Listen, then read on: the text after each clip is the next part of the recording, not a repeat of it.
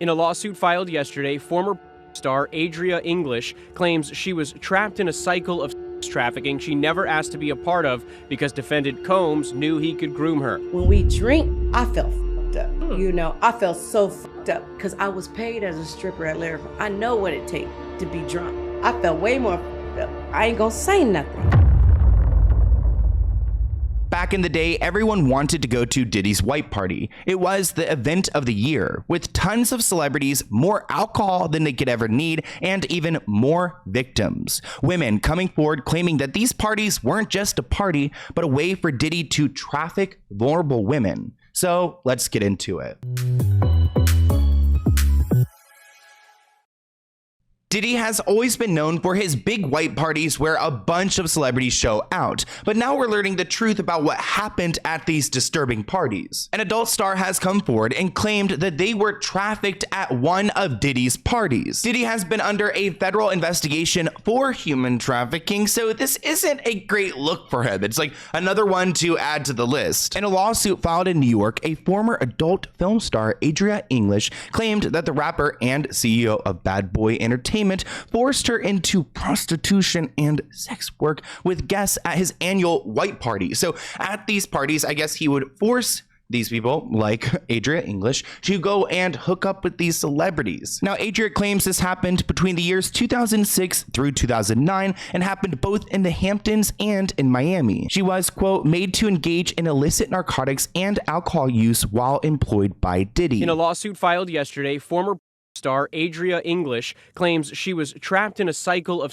trafficking she never asked to be a part of because defendant Combs knew he could groom her. There's absolutely no reason any boss should be forcing any employee to do any substances, let alone, hiring someone to then force them to sleep with people. That's just so icky and gross, and I'm glad that this woman's coming forward. We've heard of this cycle before when talking about Diddy. These people who are promised careers, modeling gigs, music record labels, and they aren't given anything. They're given these false promises, and when they don't deliver, then Diddy blacklists them. Adria claims that she first met the disgraced rapper in 2004 after her then boyfriend auditioned for a Sean John modeling gig. Adria claimed that her partner and another model were asked to perform orally on Diddy in order to get the job, which they allegedly refused. So it looks like Adria's boyfriend was told, hey, if you want to get this modeling gig with Diddy, you gotta suck him off. Despite their alleged refusal, Adria claimed that her partner was given a second chance if she agreed to work as a go-go dancer at one of Diddy's white parties. And she showed up and she did her job. Here she is at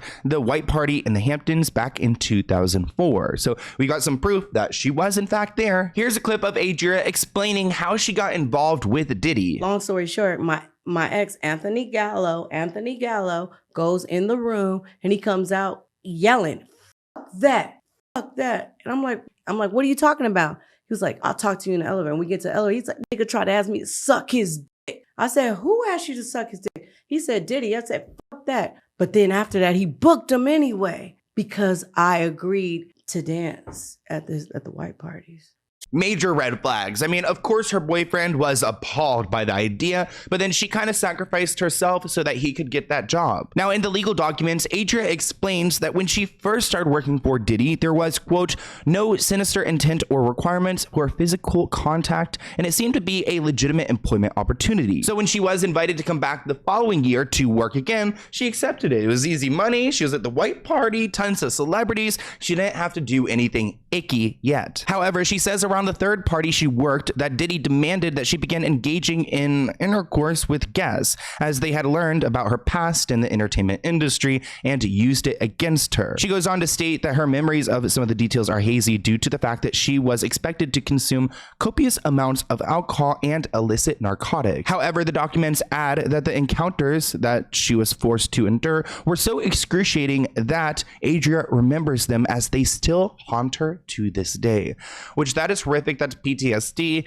that's trauma, that is also a survivor coming forward and standing up for herself. And initially, when I got there, it was just about dancing. Looking around, it's all these New York artists, people I grew up on, Diddy, and I'm hyped up. I'm like a groupie in there. I'm not knowing they looking at me like somebody because I came from doing porn. I'm a stripper. Now I'm in my 20s. I'm 46 now. I was 20 something. I'm not knowing they looking at me like a certain thing until now. Diddy had 3 different stages set up in his mansion. So it's a stage right here, but in his house, not a big ass stage, but just elevated. He wanted us to be, it's 3 of us. So he had Tamiko right here, me right here, me right here. Our job was to dance for 45 minutes. And then it was literally our job to get off the stage and go drink. When we drink, I felt fucked up. I felt so fucked up because I was paid as a stripper at Larry. I know what it takes to be drunk. I felt way more fucked up. I ain't gonna say nothing. I really like how Adria reflects on those moments because she realizes that,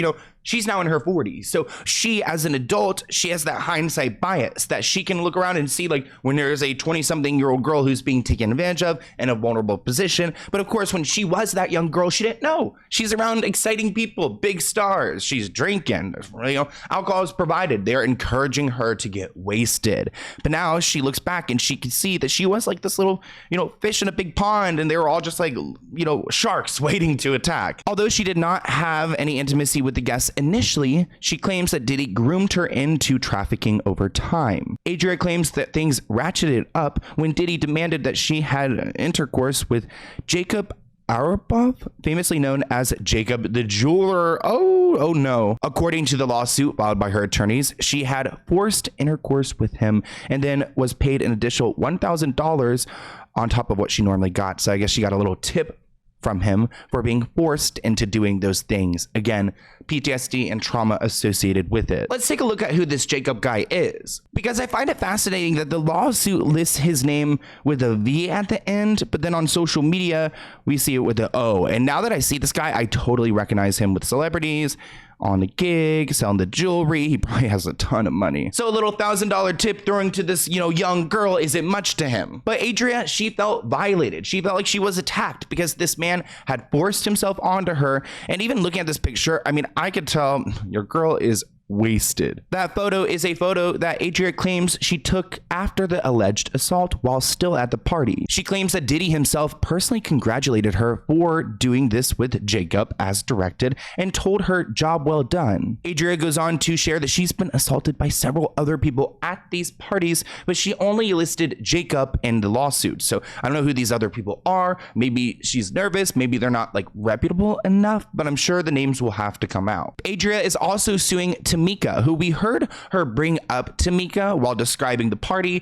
It sounded like Tamika was one of the dancers. And it sounds like this woman, Tamika, was kind of like the Ghislaine Maxwell to the Epstein for Diddy. So she was the one facilitating all of this. Adria claimed that she worked for Diddy under the impression that he would help her music career, which seems to be a theme.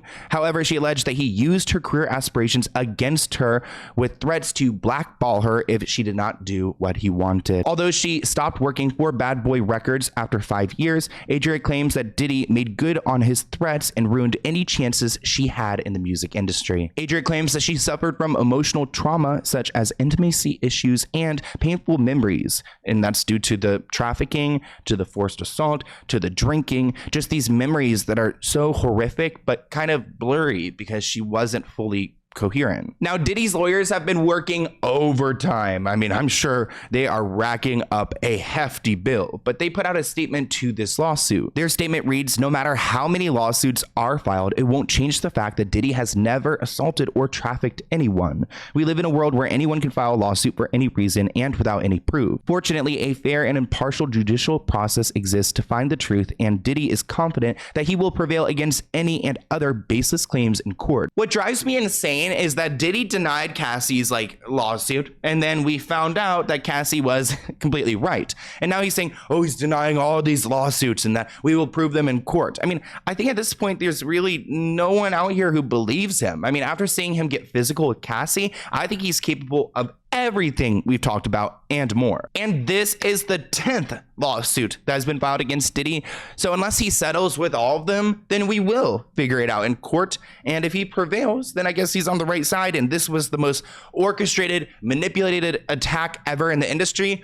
Or if he is this monster, who in my opinion, I believe he is, then we will seek justice. And it will be one of the biggest cases we've ever seen of someone who has used their power, especially in the celebrity world, fallen. And I'm honestly looking forward to it. It looks like Diddy is now trying to sell his home. He's probably got to pay off a lot of bills. Headlines read that Diddy is reportedly trying to sell his LA mansion that was raided by federal agents, and he's put it on the market for $70 million. It looks like he and J-Lo are going to be competing with buyers because, like I said before, there's not that many people who have this much money. So like a $60 million house on the market, like from J-Lo, it's going to take some time to sell. A $70 million house on the market from Diddy, it's going to take some time to sell, especially with those stories associated with it. I mean, I feel like it would be haunted. Keep in mind that there were raids happening at this house this year in March, so I can't imagine someone wanting to buy a house that was just raided. But maybe it would be a good sign because all of the bad things have been taken out of there, all of the illegal things. Diddy took out 2 mortgages on his LA home, both for $25 million back in 2014 and in 2021. Neither of them have been paid off, so he still owes money on the house, so he's going to sell it and profit maybe a little bit. Diddy's got bigger issues than trying to sell this home because of the public outcry. It looks like the key of New York City has been returned to him. Howard University has revoked his honorary degree. The sponsorships, the companies he's had to step down on, he's ruined himself. It's all his fault. On June 22nd, he deleted all the posts on his Instagram page, including his BS apology to Cassie. But I have hope that we're going to seek justice in this situation, that Diddy is going to get what's coming for him, and that all these people are going to have a little bit of peace, just knowing that he's gotten what he deserves, especially those who have been, not me trying to say, those who have possibly been unalived by him. And in my opinion, we've talked about some stories before on my channel, like that male escort who just kind of disappeared. I wouldn't be surprised. But I'm like, honestly, maybe I'm in a morbid mindset right now, but I'm like, could there be bodies buried on the LA prop? I don't know. I would hope that he's like, not that dumb to leave the body on the property. Why am I even talking about a body? Okay, let's talk about the assault. Okay, let's take care of that first before we start looking into, I guess, the people who have gone missing. But wow, I've got so many, like, I don't want to be like I'm a Diddy expert, but I'm so like, we've talked about so much of this that I've got things going through my mind. Like, remember all the people who were like killed off at Bad Boy Records? Like, what happened to them? And the people who almost were killed off. So like Big Al, I believe he's one of them. But I want to hear what you guys think in the comments below. Right now, I am in Vegas. If you guys cannot tell, I'm in a hotel room. I am so ready to be home. I've been traveling so much lately. I'm sure you guys are like, where's the studio? We missed the studio. I miss the studio too. But I'm leaving Vegas today, and I will be home, and I'll be home for a while and relaxing. And I'm excited to get back into my routine. What have you guys been up to lately? Do you have any vacations, any trips? I feel like when I go on trips, obviously I enjoy them, but I also love being home. I just love being home. Don't you guys? But I hope you enjoyed this video, and I'll see you in a new one soon. Bye, guys.